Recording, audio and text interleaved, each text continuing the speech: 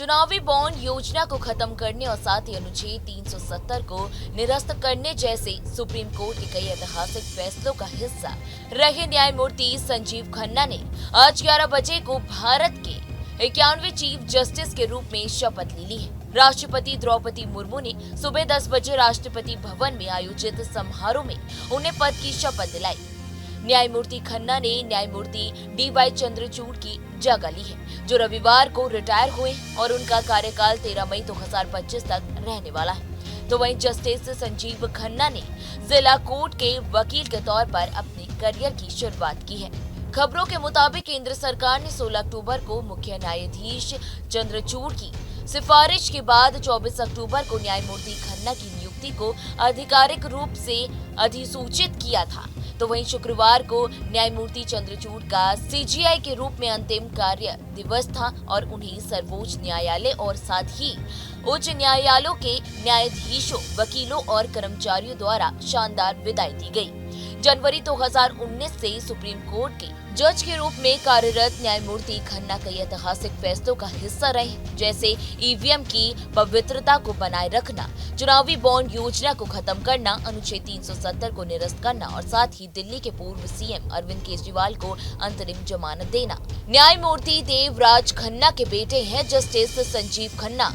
दिल्ली के एक प्रतिष्ठित परिवार से ताल्लुक रखने वाले न्यायमूर्ति खन्ना दिल्ली हाई कोर्ट के पूर्व न्यायाधीश न्यायमूर्ति देवराज खन्ना के बेटे और साथ ही सुप्रीम कोर्ट के प्रमुख पूर्व न्यायाधीश एच.आर. खन्ना के भतीजे हैं। न्यायमूर्ति संजीव खन्ना, जिन्हें 18 जनवरी 2019 को सुप्रीम कोर्ट के न्यायाधीश के रूप में पदोन्नत किया गया था, तो वही हाई कोर्ट के न्यायाधीश के रूप में नियुक्त होने से पहले तीसरी पीढ़ी के वकील थे।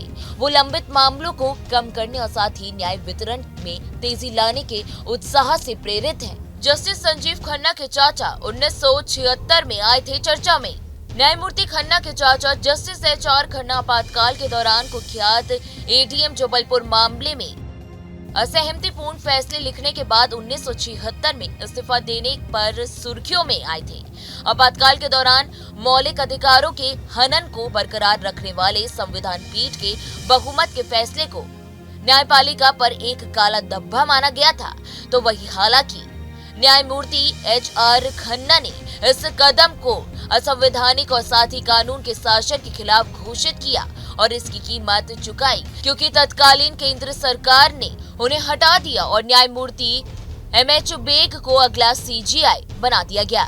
न्यायमूर्ति एच.आर. खन्ना 1973 के केशवानंद भारती मामले में बुनियादी ढांचे के सिद्धांत को प्रतिपादित करने वाले ऐतिहासिक फैसले का हिस्सा थे। जस्टिस खन्ना ने ईवीएम को बताया था सुरक्षित। सुप्रीम कोर्ट में जस्टिस संजीव खन्ना के उल्लेखनीय फैसलों में से एक है चुनावों में ईवीएम यानी इलेक्ट्रॉनिक वोटिंग मशीनों के इस्तेमाल को बरकरार रखना। तब उन्होंने फैसला सुनाते हुए ये कहा था कि ये उपकरण सुरक्षित है और बूथ कैंपेनिंग और साथ ही फर्जी मतदान को खत्म करेगा। जस्टिस खन्ना की अध्यक्षता वाली पीठ ने 24 अप्रैल को ईवीएम में हेरफेर के संदेह को निराधार करार किया था। तो वहीं पुरानी पेपर बैलेट प्रणाली पर वापस लौटने की मांग को खारिज किया था। इसके अलावा वो 5 जजों की उस पीठ का भी हिस्सा थे जिसने राजनीतिक दलों को फंडिंग करने के लिए चुनावी बॉन्ड योजना को असंवैधानिक घोषित किया था।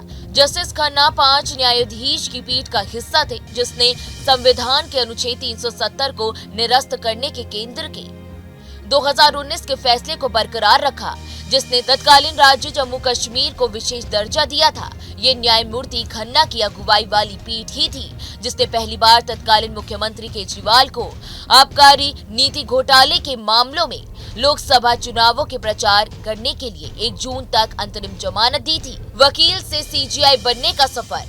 जस्टिस संजीव खन्ना का जन्म 14 मई 1960 को हुआ। दिल्ली के मॉडर्न स्कूल बाराखंबा रोड से स्कूली शिक्षा पूरी कर वो 1980 में दिल्ली विश्वविद्यालय से ग्रेजुएट हुए। फिर दिल्ली विश्वविद्यालय के ही कैंपस लॉ सेंटर यानी सीएलसी से उन्होंने कानून की डिग्री ली। वो राष्ट्रीय विविध सेवा प्राधिकरण यानी NALSA के कार्यकारी अध्यक्ष थे। उन्होंने 1983 में दिल्ली बार काउंसिलिंग में एक वकील के रूप में नामांकन करवाया और शुरुआत में यहाँ 30,000 परिसर में जिला कोर्ट में और बाद में दिल्ली हाई कोर्ट में प्रैक्टिस की। उन्होंने कमर्शियल लॉ, कंपनी लॉ और साथ ही लैंड लॉ, पर्यावरण कानून और चिकित्सा लापरवाही जैसे क्षेत्रों के साथ साथ आयकर विभाग के वरिष्ठ स्थायी वकीलों के रूप में उनका लंबा कार्यकाल रहा।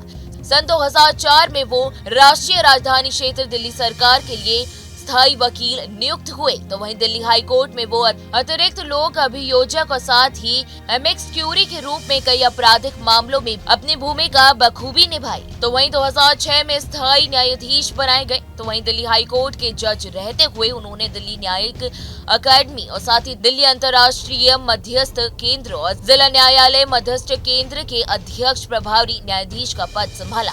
बहरहाल इस वीडियो में इतना ही। देश दुनिया की तमाम बड़ी खबरों के लिए आप हमारे साथ बने रहें और देखते रहें न्यूज़ डे। न्यूज नेशन अब व्हाट्सएप पर खबरों के ताजा अपडेट के लिए न्यूज नेशन के इस QR कोड को स्कैन करें।